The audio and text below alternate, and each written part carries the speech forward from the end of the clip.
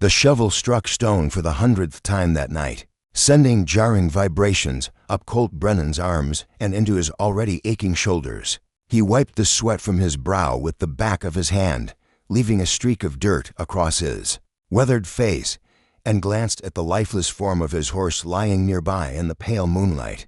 Ranger had been more than a horse. He'd been a partner, a confidant, a brother in every way that mattered. For 12 years, they'd ridden together across the unforgiving landscape of Montana, through blizzards that could freeze a man solid and summers that baked the earth to concrete. The big bay gelding had never failed him, never hesitated when asked to charge into danger or carry them both home. When Colt was too wounded to sit straight in the saddle, now Ranger was dead, and Colt was determined to dig his grave with his own hands. No matter how long it took, the rocky soil of the hillside fought him at every turn, but Colt kept digging. This spot overlooked the valley where Ranger had been born, where wild mustangs still ran free across the grasslands. It seemed fitting that the horse who had lived his life in service should rest where his spirit could watch over his wild cousins. Should have known better than to trust that bridge, Colt muttered to himself, his voice rough with exhaustion and grief.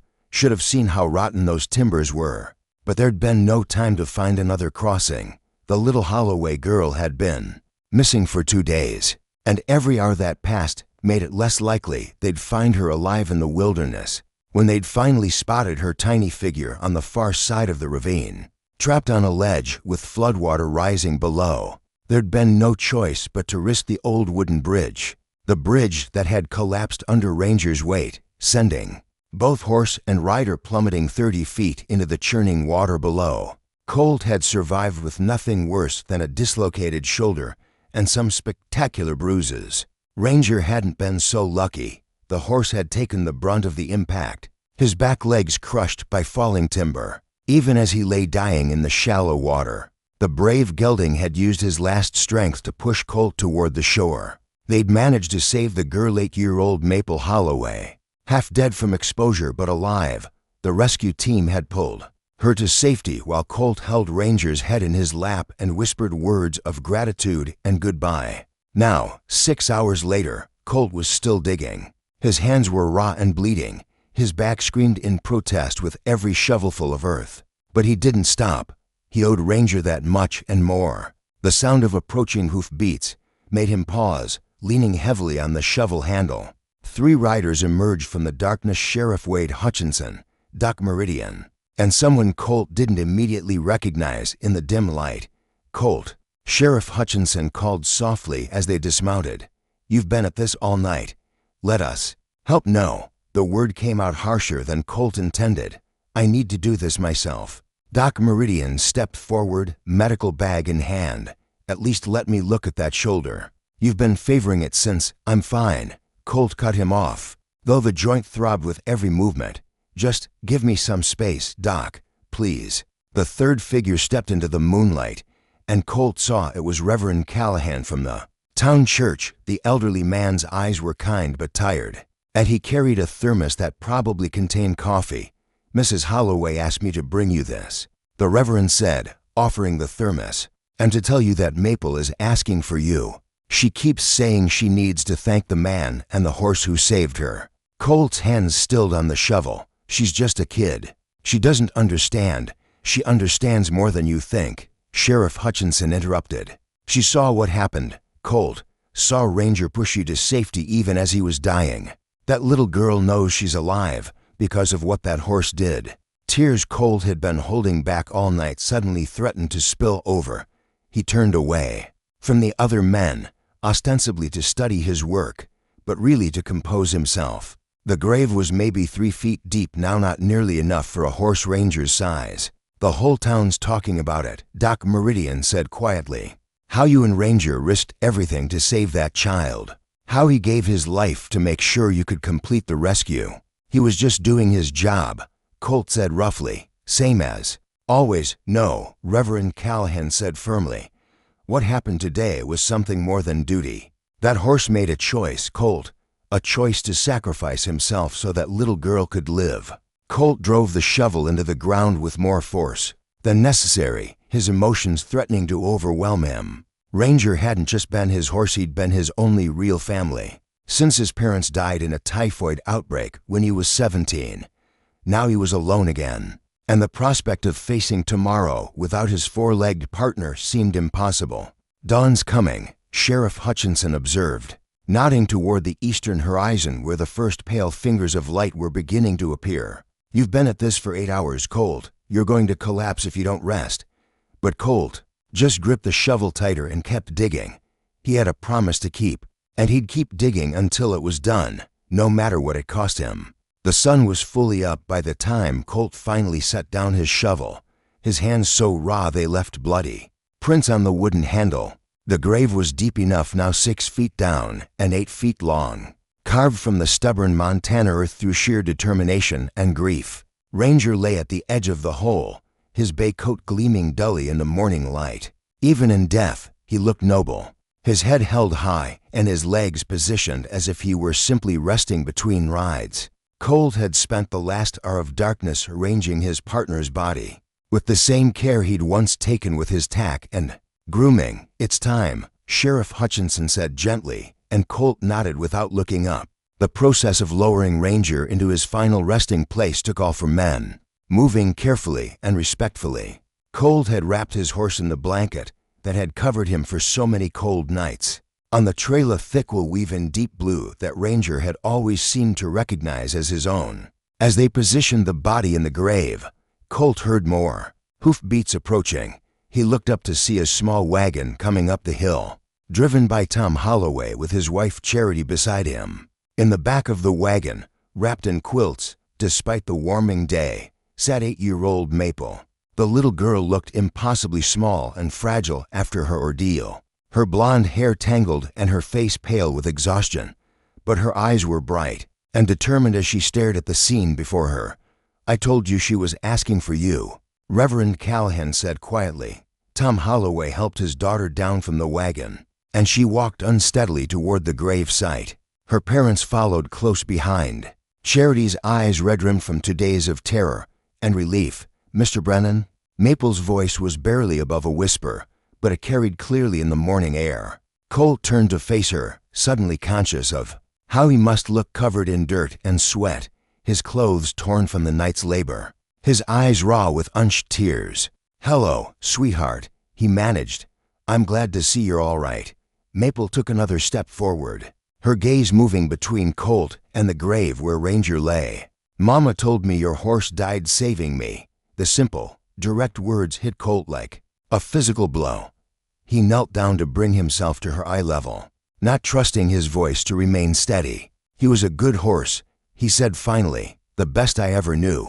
"I remember him," Maple said, her young voice serious beyond her years. "When I was on that ledge, scared and cold, I kept hearing this sound, like someone calling to me, telling me to hold on.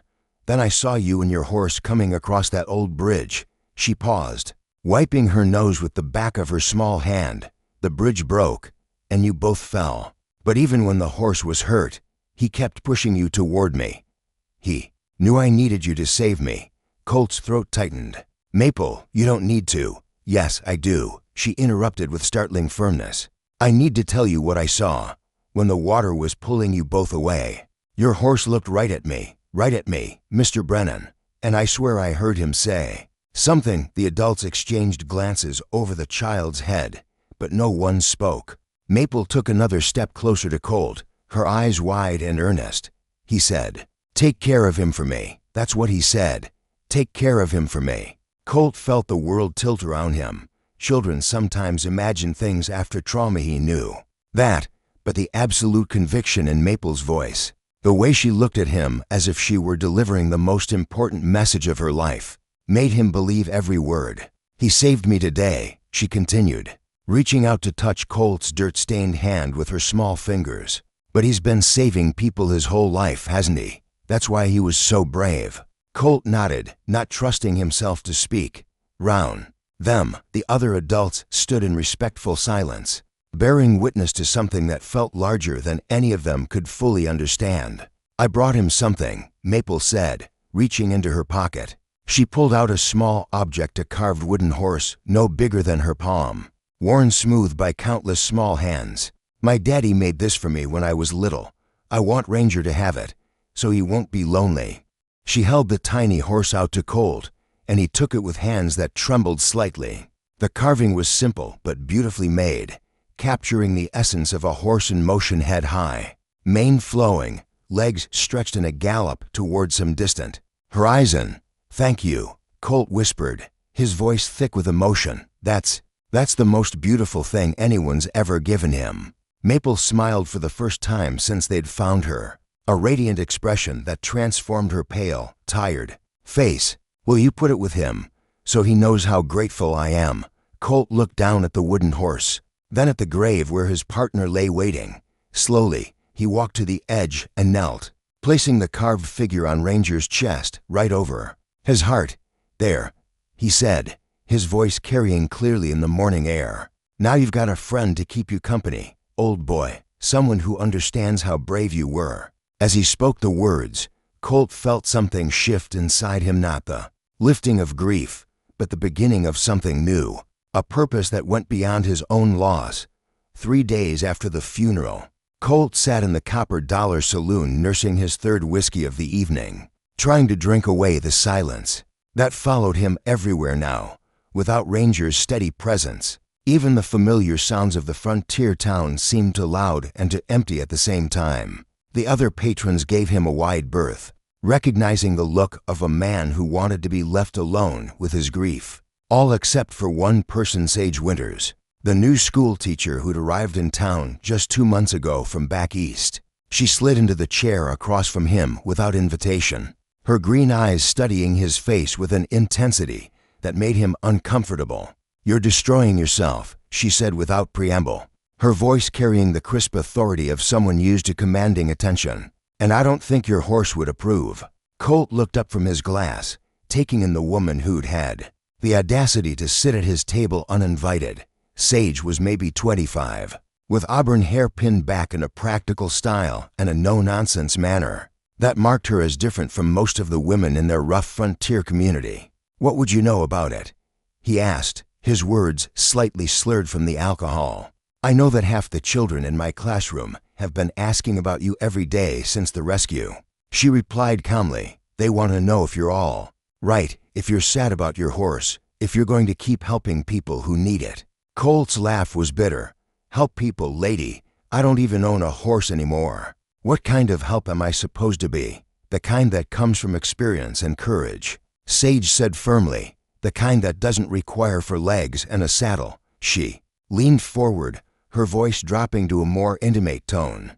"I've been in town long enough to hear the stories, Mr. Brennan, about the Apache raid you helped stop 2 years ago, the flood victims you pulled from their homes last spring, the lost travelers you've guided to safety. Ranger was your partner in those rescues, but he wasn't your courage. You don't understand," Colt said, pushing his glass away with more force than necessary. "That horse and I, we were a team. 12 years we rode together. He knew what I was thinking before I thought it. Without him, you're still the same man who chose to risk his life for a child he'd never met," Sage interrupted. "You're still the man who spent all night digging a grave with his bare hands, because he couldn't bear to let someone else lay his friend to rest." Colt stared at her, surprised by the passion in her voice. "Why do you care what happens to me?" Sage was quiet for a long moment, her fingers tracing patterns on the rough wooden table. "Because I lost someone too," she said finally. "My fiancé, back in Philadelphia. Pneumonia took him just 3 weeks before our wedding." Her voice remained steady, but Colt could see the pain flickering in her eyes. "I know what it's like to feel like part of yourself has died with them, to wonder how you're supposed to keep going when the person who gave your life meaning is gone." "So what did you do?" Colt asked, genuinely curious despite himself. "I ran away," Sage admitted with a wry smile. "Packed up everything I owned and came out here to start over. Figured, if I was going to be miserable, I might as well be miserable somewhere new. And has it worked?" "Some days," she said honestly. "Other days, I still wake up expecting to hear his voice or see his face across the breakfast table. But I've learned something important. Grief doesn't have to be the end of the story. It can be the beginning of something else." Colt signaled, the bartender for another whiskey. But Sage reached across the table and covered his glass with her hand. "Don't," she said quietly. "Whatever you're trying to forget, alcohol won't make it go away. It'll just make it harder to see clearly when the next person needs your help." "What if I don't want to help anyone else?" Colt asked, his voice raw with exhaustion. "What if I'm tired of watching good things die? Then that little girl on the ledge would have died for nothing," Sage said bluntly, "and Ranger's sacrifice would mean nothing." The words hit Colt like a slap, sobering him more effectively than any amount of coffee could have. He looked into Sage's eyes and saw not pity, but understanding, the kind that only came from walking through the same dark valley of loss. "Maple Holloway comes to my school every day," Sage continued. "She draws pictures of horses constantly, always. The same one, a big bay with kind eyes. She tells the other children about how brave Ranger was, how he saved her life even though it cost him his own." She paused, letting that sink in. "That child is keeping your horse's memory alive, Mr. Brennan. She's turning his death into something meaningful, something that inspires others to be brave. Don't you think you owe it to both of them to do the same?" Colt sat in silence for a long moment, feeling the weight of her words settling around him like a heavy blanket. Outside, the sun was setting, painting the sky in shades of gold and crimson. That reminded him of better days, of rides across open country with Ranger's steady gait carrying them toward new adventures. "I don't know how," he said finally, his voice barely above a whisper. "You start small," Sage said gently. "One day at a time, one person at a time, and maybe you don't have to do it alone." She stood to leave, then paused with her hand on the back of her chair. "There's a horse auction next week in Billings. Sheriff Hutchinson mentioned you might be interested." "I'm not ready for another horse," Colt said quickly. "Maybe not," Sage agreed, "but maybe some horse is ready for you." Colt didn't go to the horse auction. Instead, he spent the week helping repair the schoolhouse roof, partly because the work kept his hands busy and partly because it meant he could watch Sage Winters teach her students. There was something soothing about the rhythm of hammering and the sound of children's voices reciting their lessons. On Friday afternoon, as he was packing up his tools, Tom Holloway approached him with an unusual request. "Colt, I need to ask you something," Tom said, his weathered face creased with worry. "It's about Maple. Is she all right?" Colt asked immediately, his protective instincts flaring. "Physically, yes," but Tom removed his hat and ran his fingers through his graying hair. "She's been having nightmares, waking up screaming about being back on that ledge, about the water rising. Doc Meridian says it's normal after what she went through, but," Colt prompted. "But the only thing that calms her down is when we tell her stories about you and Ranger, about all the people you've helped over the years. She keeps asking when you're going to get a new horse so you can keep helping folks." Colt felt a familiar tightness in his chest. "Tom, I appreciate what you're saying, but I'm not sure I'm the right person to." "There's more," Tom interrupted. "Yesterday, a family came through town, the Kowalskis, heading west to Oregon. Their youngest boy, maybe 6 years old, got separated from their wagon train somehow. They've been searching for 3 days with no luck." Colt's attention sharpened. "Where did they lose him?" "Up in the Bitterroot Mountains near Willow Creek. You know that country better than anyone."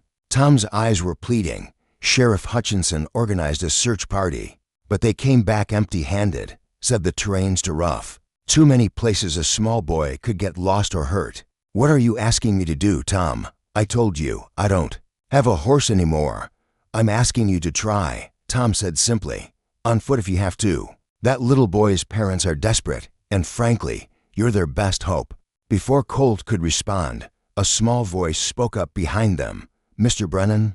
They turned to find Maple Holloway standing at the edge of the schoolyard, her blonde hair catching the afternoon sunlight. She looked stronger than she had at Ranger's funeral, but there was still a fragility about her that tugged at Colt's heart.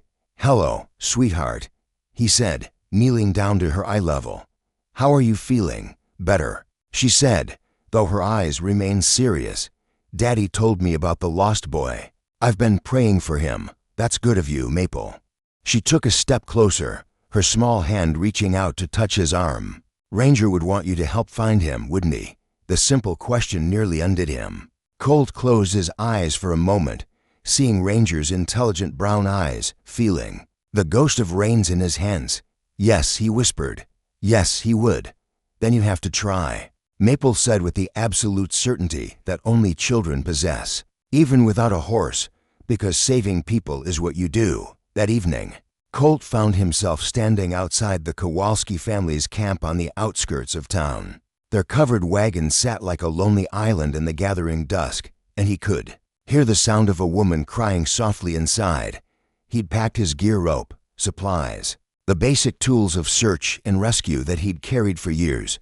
But without Ranger, everything felt wrong, incomplete. Still, the image of Maple's trusting face and Tom's desperate plea kept pushing him forward. "Mr. Kowalski," he called softly. A man emerged from the wagon, tall, thin, with the hollow-eyed look of someone who hadn't slept in days. "You're Brennan," he said. "And it wasn't a question. I heard about what you did for the Holloway girl. I'd like to help you find your son," Colt said without preamble. "But I need to know everything, where you last saw him, what he was wearing, anything that might help." Hope flickered in Kowalski's eyes. "His name is Pavel. He's 6, small for his age, wearing a blue shirt and brown trousers. He has this wooden whistle he carries everywhere. His grandfather made it for him back in the old country. Tell me about when he disappeared." We'd stopped to rest the oxen near Willow Creek. Pavel was playing by the water with his sister while my wife prepared lunch. I was checking the wagon wheel. It had been making a noise all morning. Kowalski's voice broke slightly. When I looked up, Anna was there, but Pavel was gone. We searched everywhere, called his name until we were hoarse. A woman appeared in the wagon opening. "Mrs. Kowalski," her face streaked with tears. "Please," she said in accented English. "He is so small, so frightened. 3 days now with no food, no warmth. I'll find him," Colt heard himself say, though he wasn't sure how he could make such a promise. "I'll leave at first light, and I won't come back without him." As he turned to go, Mrs. Kowalski called after him, "Mr. Brennan, I heard about your horse, about what he did to save the little girl. I wanted you to know my Pavel. He loves horses. When we find him, he would like very much to hear about your Ranger." Colt nodded, not trusting himself to speak. As he walked back toward town, he felt something he hadn't experienced since Ranger's death, a sense of purpose that went beyond his own grief. He was going to find Pavel Kowalski, even if he had to search every canyon and climb every peak in the Bitterroot Mountains. It's what Ranger would have wanted, and maybe, just maybe, it was what he needed to begin healing his broken heart. Dawn came cold and gray as Colt made his way up the winding trail toward Willow Creek, his boots crunching on frost-covered pine needles. He'd refused Sheriff Hutchinson's offer to join the search. This was something he needed to do alone, without the distraction of other voices or the weight of other people's expectations. The Bitterroot Mountains rose around him like sleeping giants, their peaks shrouded in morning mist. He'd ridden these trails countless times with Ranger, but walking them felt different, slower, more deliberate, forcing him to notice details he might have missed from horseback. Pavel Kowalski had been missing for days now, for days without food or proper shelter in country that could kill a grown man, let alone a 6-year-old boy.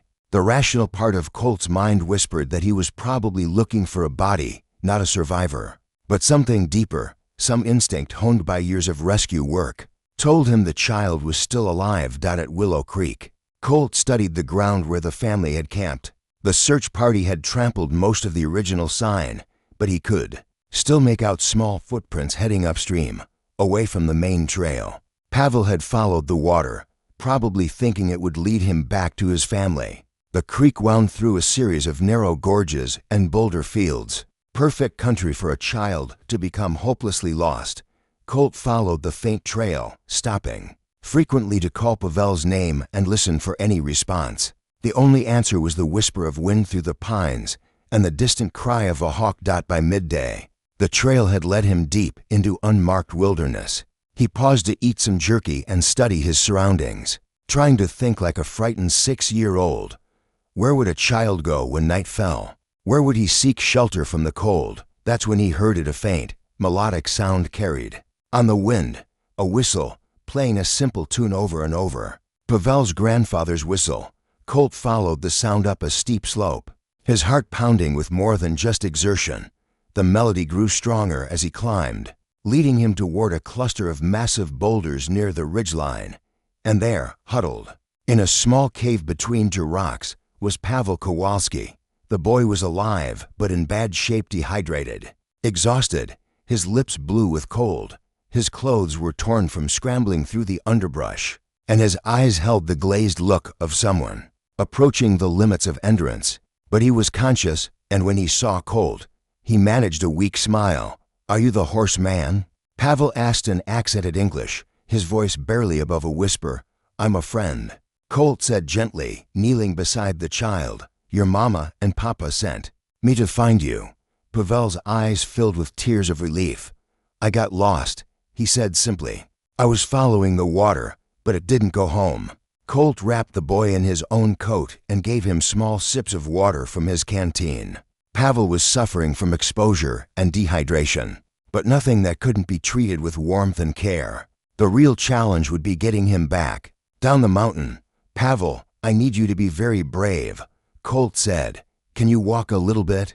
The boy tried to stand, but swayed dangerously. His legs were too weak to carry him far, and the trail down was treacherous even for someone in good condition. Colt made a quick decision he would have to carry Pavel most of the way. As he lifted the child, Pavel looked up at him with curious eyes. "Mama said you had a horse that saved a little girl. She said he was very brave." "He was," Colt replied, adjusting his grip to make Pavel more comfortable. "The bravest horse I ever knew." "What happened to him?" Colt paused, considering how to explain death and sacrifice to a 6-year-old. "He gave his life to save someone he'd never met before. Because that's what heroes do, they help others, even when it's dangerous."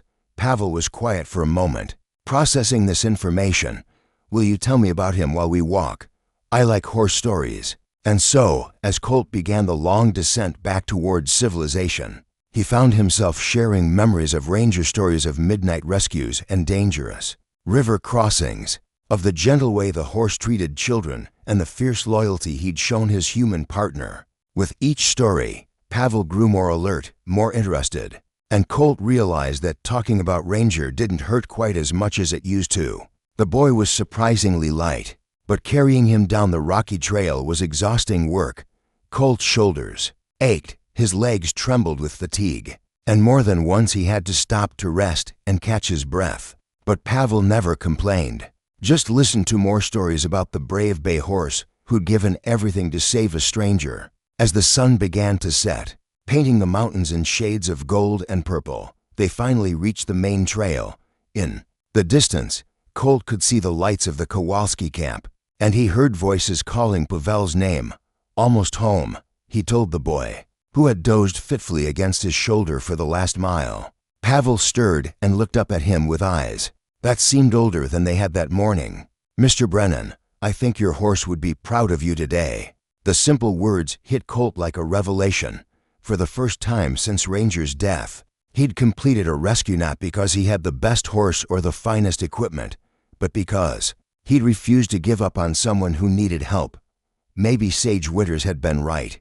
Maybe courage didn't require 4 legs and a saddle after all. The reunion between Pavel and his parents was everything Colt had hoped it would be. Tears of joy, desperate embraces, and grateful words in both English and Polish. Mrs. Kowalski wept as she held her son, while Mr. Kowalski gripped Colt's hand with the fervor of a man trying to express the inexpressible. "How can we ever thank you?" Kowalski asked, his voice thick with emotion. "Just take care of that boy," Colt replied, "and maybe tell him more stories about brave horses." Pavel, wrapped in blankets and sipping warm broth, looked up at Colt with bright eyes. "Will you come visit us in Oregon? I want to show you the ranch Papa's going to build." "Maybe someday," Colt said, though he knew it was unlikely. The Kowalskis would continue west, and he would remain here in Montana. Their paths diverging like branches of a river, news of Pavel's rescue spread through town faster than wildfire. By the time Colt returned to his small cabin on the outskirts, He found Sage Winters waiting on his porch with a covered basket and a knowing smile. "I brought dinner," she said simply. "Figured you might be too tired to cook after hiking 30 miles with a child on your back." You heard already. The whole town heard. Mrs. Patterson was in the general store telling anyone who'd listen about how you carried that boy down the mountain, how you wouldn't give up even when other folks said he was probably dead. Colt sank into his porch chair, suddenly feeling every ache and pain from the day's exertion. "I just did what needed doing. Without a horse," Sage pointed out, settling into the chair beside him, "proving that what makes you special isn't what you ride, but who you are inside." They ate in comfortable silence as the stars began to appear overhead. Colt found himself studying Sage's profile in the lamplight, noticing details he'd missed before: the determined set of her jaw, the laugh lines around her eyes, the way her hair caught and held the golden glow. "I've been thinking about what you said," he said finally, "about not having to do this alone." Sage turned to look at him, her expression carefully neutral. "And I'm not sure I know how to let someone else in," he admitted. "After Rachel and Jamie died, and now Ranger, it seems like everyone I care about ends up gone." "That's the risk of caring," Sage said softly. "But it's also the reward. Yes, you might lose people you love, we all might. But while you have them, while they're part of your life, they make everything else worthwhile." A comfortable silence fell between them, broken only by the distant sound of night birds and the whisper of wind through the pine trees. Colt found himself thinking about the last few weeks, the devastating loss of Ranger, the crushing grief that had nearly destroyed him, and then the slow, tentative steps back toward something resembling hope. "There's something else," he said. "Sheriff Hutchinson came by yesterday. There's been talk about forming an official search and rescue service for the county. He wants me to head it up." "That's wonderful," Sage said, her face lighting up with genuine pleasure. "You'd be perfect for something like that." "It would mean getting a new horse eventually," Colt said, the words coming out more hesitant than he'd intended. "I'm not sure I'm ready for that." "You won't know until you try," Sage replied. "And maybe it's not about replacing Ranger. Maybe it's about honoring his memory by continuing the work you did together." The idea had merit. Colt realized a search and rescue service could help people across the entire county, not just those lucky enough to cross paths with one wandering cowboy. It could be Ranger's legacy as much as his own. "Would you stay?" he asked suddenly, the question surprising them both. "If I took the job, if I started this new thing, would you consider staying in town, making this place your home?" Sage was quiet for a long moment, her eyes searching his face in the lamplight. "Are you asking as someone who needs a friend, or as something more?" Colt took a deep breath, feeling like he was standing at the edge of another cliff, preparing for another leap of faith. "I'm asking as a man who's spent too many years alone, who just remembered what it feels like to care about someone's answer." A smile spread slowly across Sage's face, the kind of smile that could light up the darkest night. "Then yes," she said simply, "I'll stay," as if summoned by their conversation. The sound of hoof beats approached through the darkness. A rider emerged from the shadows, Tom Holloway, leading a second horse behind him. "Hope I'm not interrupting anything important," Tom called out as he dismounted. "Not at all," Colt replied, though he made no move to step away from Sage. "What brings you out so late, Tom?" "Wanted to thank you proper for what you did today," Tom said, tipping his hat to Sage, that Polish family. They were beside themselves with gratitude. "But that's not the only reason I'm here." He gestured to the horse he'd been leading, a young paint mare with intelligent eyes and a calm demeanor. "This is Melody. She belonged to my brother-in-law back in Kansas, but he's getting too old to ride. Asked me to find her a good home with someone who'd appreciate her." Colt studied the mare, noting the way she stood quietly despite being in an unfamiliar place. There was something about her posture, her alert but peaceful expression, that reminded him of Ranger in his younger days. "She's beautiful, Tom, but I'm not sure." "Before you say no," Tom interrupted, "let me tell you what Maple said when I told her about Pavel's rescue. She said, 'Daddy, Mr. Brennan needs a new partner. Ranger's in heaven now, but he'd want someone to help carry on his work.'" The words hit Colt like a gentle blow to the chest. He looked at the paint mare, who was watching him with curious, kind eyes, and felt something stir in his heart, not the fierce bond he'd shared with Ranger, but the possibility of something new.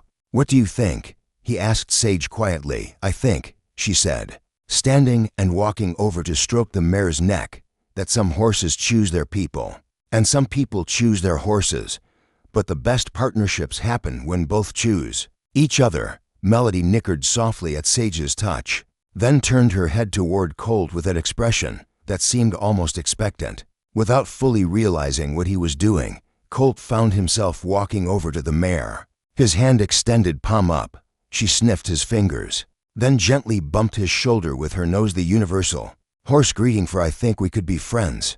"Well," Colt said softly, his voice thick with emotion. "Hello there, girl. I'm Colt, and I think I might need a partner." 1 year later, Colt stood at the edge of the same hillside where Ranger lay buried, but this time he wasn't alone. Melody grazed peacefully nearby, her paint coat gleaming in the afternoon sun, while Sage sat beside him on the wooden bench he'd built to overlook the valley. In her arms, she held their 3-month-old daughter, Hope, named for the gift that had grown between them during those dark months after Ranger's death. The baby gurgled contentedly, her tiny fist wrapped around one of Sage's fingers. "The rescue service has helped 12 families this year," Sage said, adjusting Hope's blanket against the cool mountain breeze. 12 families who got to go home because of what you and Melody accomplished together. Colt nodded, thinking about the searches, the rescues, the moments of triumph and heartbreak that had defined the past year. Melody had proven herself an exceptional partner, intuitive, brave, and gentle with the people they saved. She wasn't Ranger, and he'd learned to appreciate her for her own unique gifts, rather than comparing her to his first love. "Pavel Kowalski sent another letter," he said, pulling the envelope from his jacket pocket. "His family's ranch in Oregon is thriving. He's learned to ride, and he wants us to visit next summer."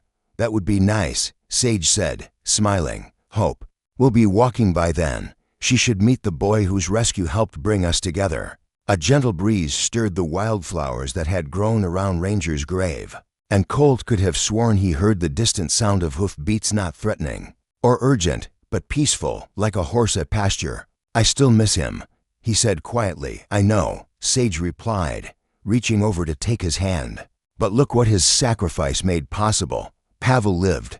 Maple Holloway grew up strong and confident because she knew heroes were real. "You and I found each other. The rescue service exists. Hope has a father who understands that courage means protecting others, even at great cost." Colt looked down at his sleeping daughter, marveling at her tiny, perfect features. Hope had his dark hair but Sage's green eyes, and she'd already shown signs of the same stubborn determination that ran in both their families. "Think she'll want to learn to ride someday?" he asked. On Melody, Sage laughed. "I think you'd have a harder time keeping her off horses than on them." As if she'd heard her name, Melody raised her head from grazing and walked over to them. Her hooves silent on the soft grass, she stretched her neck toward Hope, breathing gently on the baby's face. Hope opened her eyes and looked up at the mare with solemn curiosity, then reached out with one tiny hand toward Melody's velvet nose. "She likes horses already," Colt observed with wonder. "She comes by it honestly," Sage said.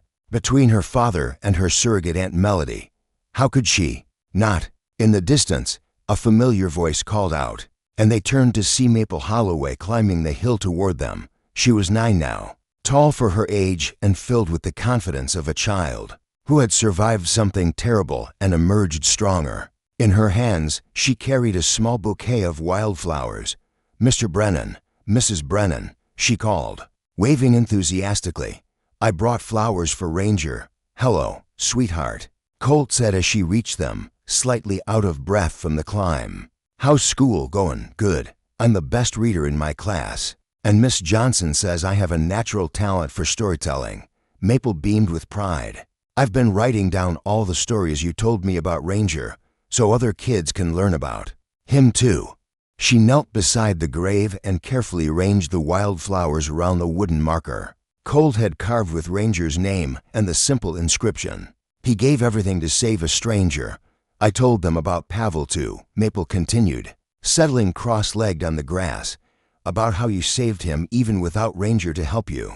My teacher says that's the most important lesson of all, that being a hero isn't about what you have, but about what you choose to do. Hope began to fuss, and Sage shifted her to nurse. The sight of his wife and daughter, surrounded by the peace of the mountain meadow, filled Colt with a contentment he'd never thought possible. During those dark days of digging Ranger's grave, Maple, he said, would you like to help me train? Melody's foal. The girl's eyes went wide with excitement. Melody's having a baby next spring. Colt confirmed, and I think she's going to need an experienced horse person to help teach the little one proper manners. Could I really? Maple asked, bouncing slightly with anticipation. Mama says I have good hands with animals.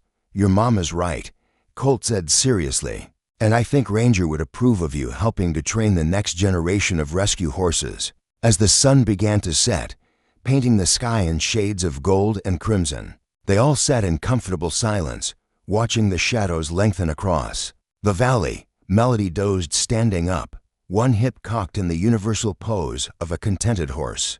Hope had fallen asleep in Sage's arms, her breathing soft and even. I love you, Sage said quietly, her words meant for Colt, but carrying clearly in the still air. I love you too, he replied, his arm tightening around his family. All of you. A night bird called somewhere in the darkness, and Melody shifted slightly. Her ears pricked forward at some sound only she could hear. For just a moment, Colt imagined he could see another horse grazing beside her, a big bay gelding with kind eyes, and a noble bearing, watching over them all with the same protective devotion he'd shown in life. Then the moment passed, but the feeling of peace remained. Ranger was gone, but his legacy lived on in every person they saved, every family reunited, every child who learned that heroes were real, and that courage was a choice anyone could make. As they walked down the hill together, Melody following behind like the faithful partner she'd become, Colt realized that some endings were really beginnings in disguise. The night he'd dug his horse's grave, he'd thought his story was over. Instead, it had been the first chapter of something even more beautiful, a life built on love, service, and the understanding that the greatest gifts often come wrapped in our deepest losses. Behind them, the wildflowers on Ranger's grave rustled in the evening breeze, and somewhere in the distance, a horse nickered softly, as if saying goodbye.